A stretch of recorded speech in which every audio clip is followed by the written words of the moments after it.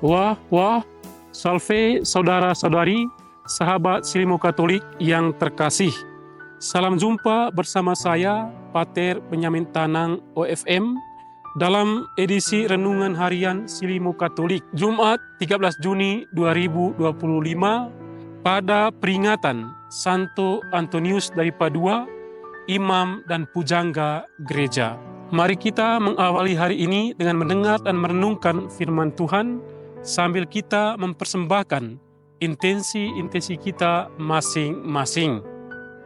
Mari kita menandai diri kita dengan tanda kemenangan Kristus, dalam nama Bapa dan Putra dan Roh Kudus.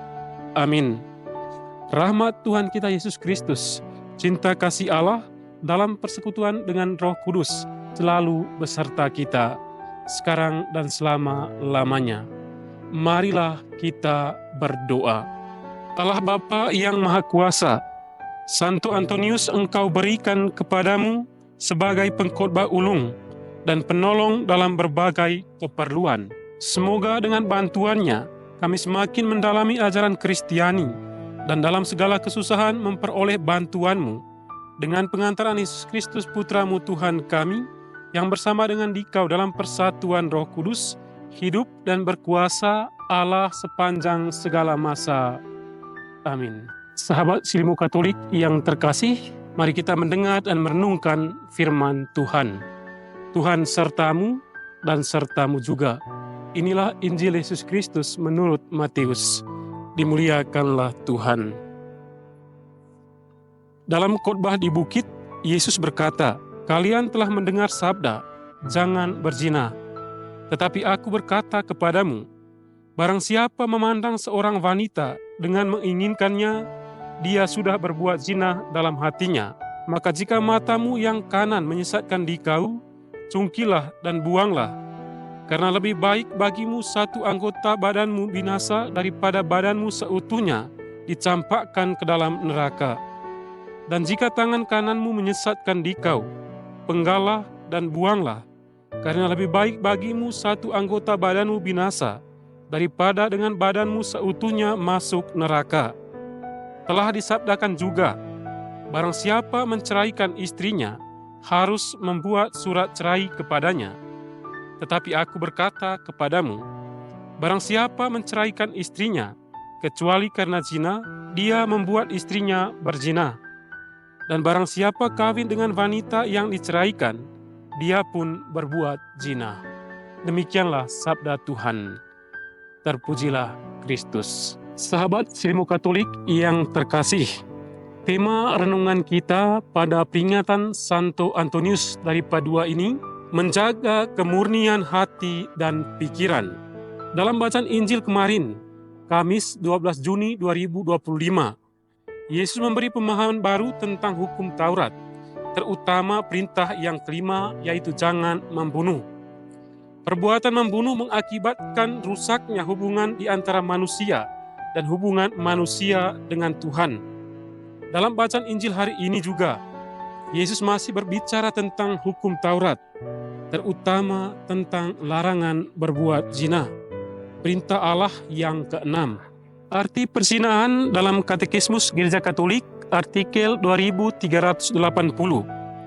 Perzinahan artinya ketidaksetiaan suami istri. Kala dua orang, yang paling kurang seorang darinya telah kawin, mengadakan bersama hubungan seksual, walaupun hanya bersifat sementara, mereka melakukan perzinahan. Yesus menyempurnakan hukum itu dengan pandangan lebih radikal. Yesus mengatakan, setiap orang yang memandang perempuan serta menginginkannya sudah berzina dengan dia di dalam hatinya.